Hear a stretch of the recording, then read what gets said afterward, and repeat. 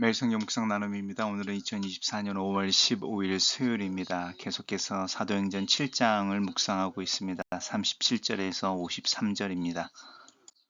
본문을 읽습니다. 이스라엘 자손에 대하여 하나님이 우리 형제 가운데 나와 같은 선지자를 세우리라 하던 자가 곧 이 모세라. 신의 산에서 말하던 그 천사와 우리 조상들과 함께 광야 교회에 있었고 또 살아있는 말씀을 받아 우리에게 주던 자가 이 사람이라.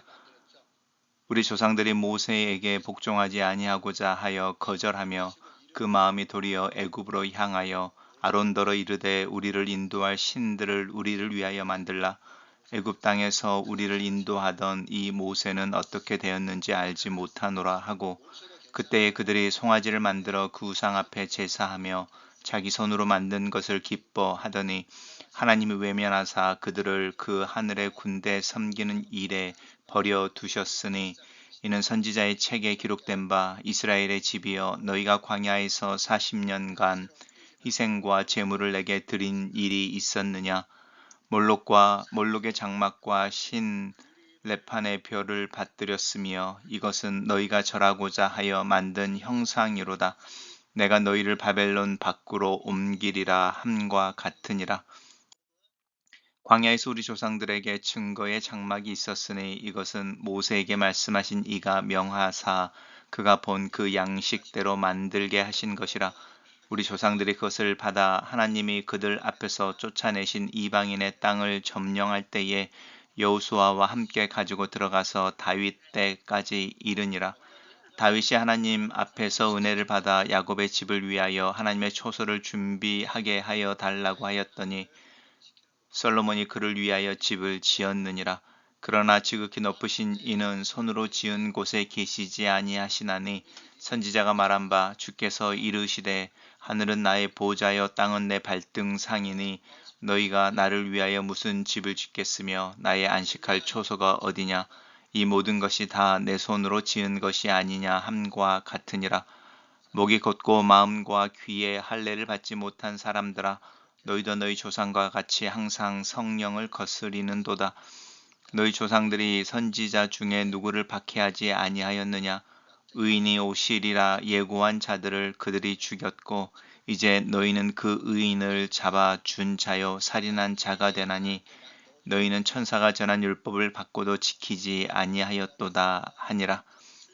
스데반의 설교가 계속 이어지고 있습니다. 오늘은 모세의 이야기를 지나서 이제 이스라엘 백성들이 우상을 만들어 섬기는 거죠. 종교를 창조해내는 것과 참 하나님을 믿는 그 신앙에서는 떠나는 것에 대한 지적을 하고 있습니다. 스데반의 설교가 이어집니다. 이스라엘 자손에 대하여 하나님이 너희 형제 가운데 나와 같은 선지자를 세우리라고 한 이가 모세다라고 이제 모세 이야기를 하고 있는데, 이 나와 같은 선지자를 세운다라고 하는 이 나와 같은 선지자가 사실 이제 그리스도로 연결되어지죠. 우리가 그리스도라고 이야기할 때 메시아인데, 이 메시아는 이 모세와 같은 선지자이면서 아론과 같은 대제사장이고 다윗과 같은 왕이라고 하는 이 삼중의 직분을 가지고 있는 사람, 하나님으로부터 택함을 받아 기름 부음을 받아 세워지는 일을 의미하는데, 모세와 연관해서 이제 선지자에 대한 이야기를 하고 있습니다. 신의 산에서 말하던 그 천사와 우리 조상들과 함께 광야 교회에 있었고 모세에 대한 이야기를 하는 거죠. 이스라엘 백성들이 광야에 있을 때 회중이라는 단어를 썼었는데 이것을 스데반은 교회라는 말로 번역을 하고 있습니다.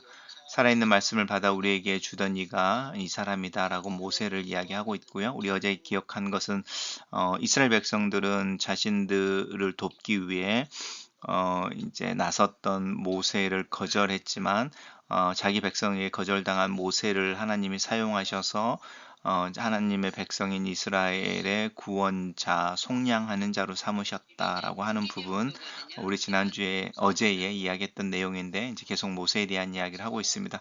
그러면서 이제 특별히 이 모세에게 복종하지 않았다라는 부분을 강조하면서 모세가 십계명을 받기 위해 시내산에 올라가 40여일을 시내산에 있을 때에 산 밑에 광야에 있던 이스라엘 백성들이 이제 아론을 향해서 이제 우리를 인도할 신들을 우리를 위하여 만들라라고 하는 부분이죠. 그래서 우리를 인도하던 모세가 어떻게 되는지 모르니 우리를 인도할 신들을 우리를 위하여 만들라. 이 신들이라고 복수 형태로 쓰여지는 것과 우리를 위한 신이라고 하는 부분 속에 우상 숭배의 핵심에 있는 어떤 그 모습이 담겨져 있습니다. 그럴 때 그들이 우상을 만드는데 송아지 형상으로 만들고 그 앞에 제사하며 자기 손으로 만든 것을 기뻐했다라고 하는 부분입니다.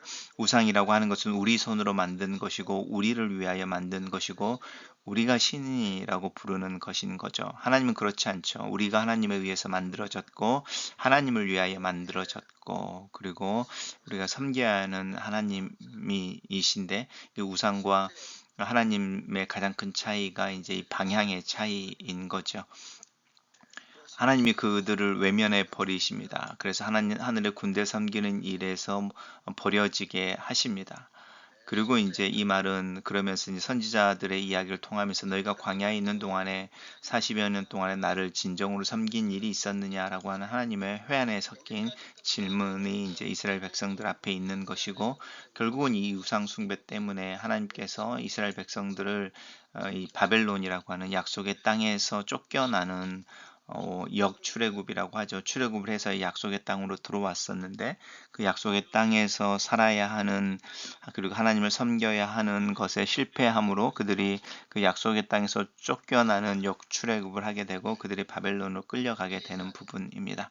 바벨론 박이라고 하는 부분은 또 다른 아이러니인데 그렇게 바벨론의 포로로 끌려가서도 바벨론의 어떤 그 성벽 안에 살지 못하고 밖에 이렇게 노예로서 또 피지배인으로서 이렇게 소위 말하는 천한 삶 이런 삶 비참한 삶을 살아야 되는 부분을 이 바벨론 박이라고 하는 구체적인 장소로 표현하고 있습니다.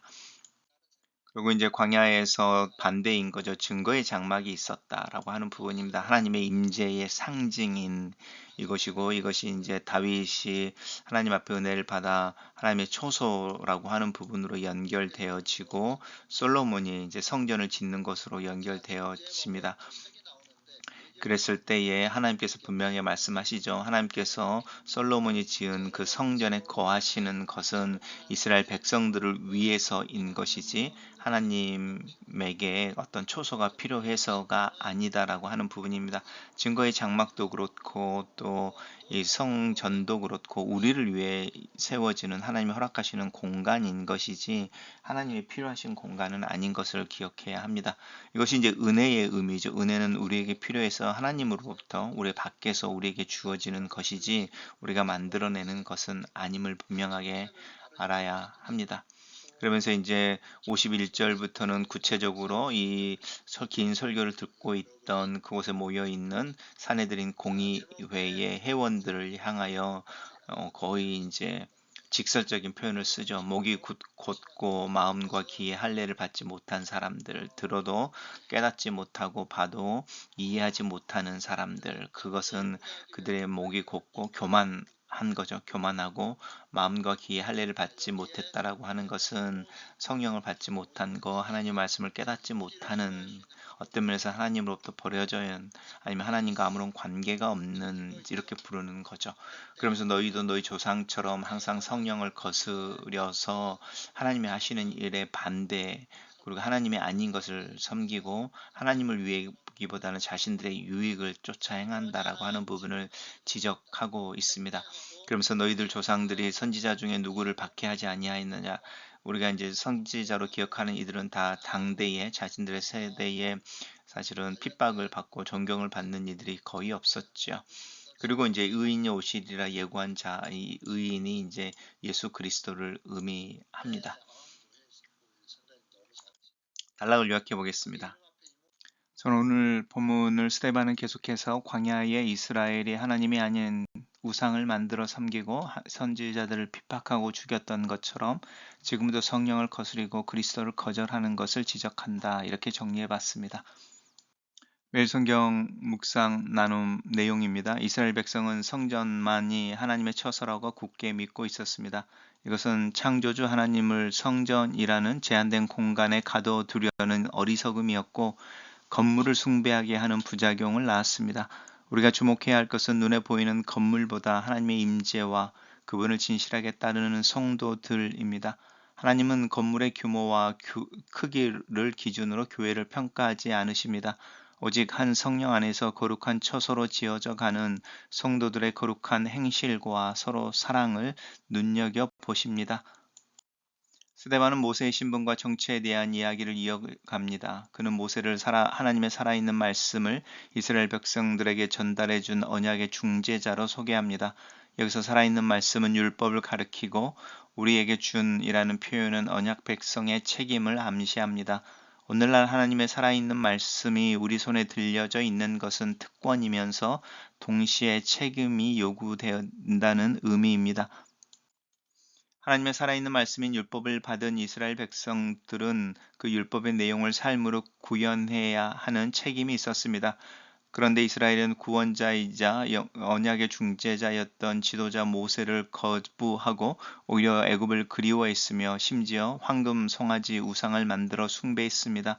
보이지 않는 가치, 구원의 기쁨과 감사보다 눈에 보이는 가치, 풍요와 안정의 마음을 송두리째 빼앗겨 버린 결과였습니다. 물질 만능주의가 지배하는 오늘날 거룩한 성도로 부름받은 우리는 마음을 다른 데 빼앗기지 말고 오로지 말씀에 두어야 합니다. 과거 선지자들을 배척한 조상들처럼 유대인들은 선지자들이 예언한 의인 예수를 배격했습니다. 마음과 귀의 할례를 받지 못한 결과였습니다.